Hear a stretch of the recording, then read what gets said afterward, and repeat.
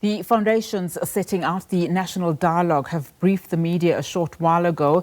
Let's get the very latest now from our senior reporter, Natasha Phiri. Natasha, very good afternoon to you. Of course, the national dialogue is something that has really been front and center for some time, with many expecting it to have picked up at least at the earlier part of 2025. Just speak to us about, who were the foundations present and what did they have to say? Well, thank you so much. United number of foundations are actually present, and we got an opportunity to get a briefing from the preparatory committee of the National Dialogue. But let me just get into the interview because I've been keeping Ubab Oya Mabandla waiting. Of course, he's the chair of the subcommittee on content development of the preparatory committee of the National Dialogue. Thank you so much for your time and for your patience, and apologies. I think before we start, just for those who don't know the process, you are outlining a very important process that there's, a national convention that will take place first. After the national convention, then you'll have your district and your sectorial meetings that will then lead up to the national dialogue. Take us through that process, please. Well, the first national convention, which will be in July, will be an agenda-setting,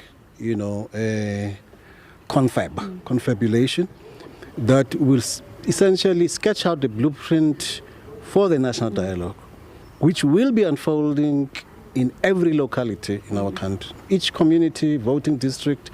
That is where the dialogue will take place. So the national dialogue, properly understood, is what the citizens, the electorate will be doing where they live. And that process, which will take about 6 months, 4 to 6 months. It's not a cameo appearance, not an election, not voting, where you go in, in biz, or you go in one day and then you come back. No, we are going to be soliciting the views of South Africans for as protracted a period as, I say, 4 to 5 months, 6 months. And that will be the basis for the draft national compact and plan of action that will guide and animate this country for the next 30 years and beyond. So the draft will come out of those dialogues. It comes back to the final national convention, which will deliberate on what the dialogues have surfaced and then adopt the final national compact, which we hope will be binding on successive governments for the next 30 years and beyond as the will of the people.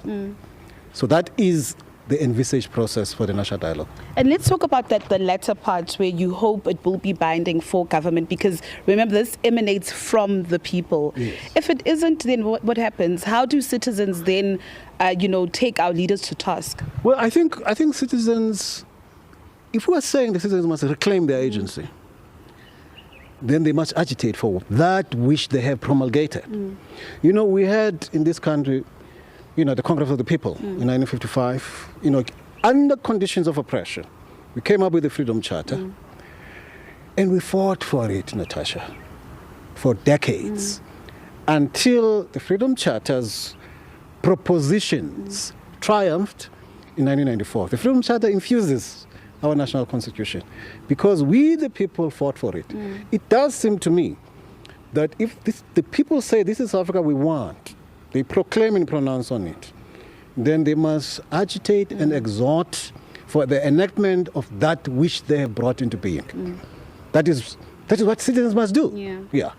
And those who don't listen to them, they need to be voted out of power. That's what I would say. Okay. Strong words there from Baba Yama. Thank you so much for your time once again and for your patience. Unathi, a very, very important process. And of course, the clarion call from the preparatory committee is that people must be a part of this process. If they want to have a say, if they want to hold the current government to account. So just a reminder to our viewers that there is that national convention that is going to take place sometime in July.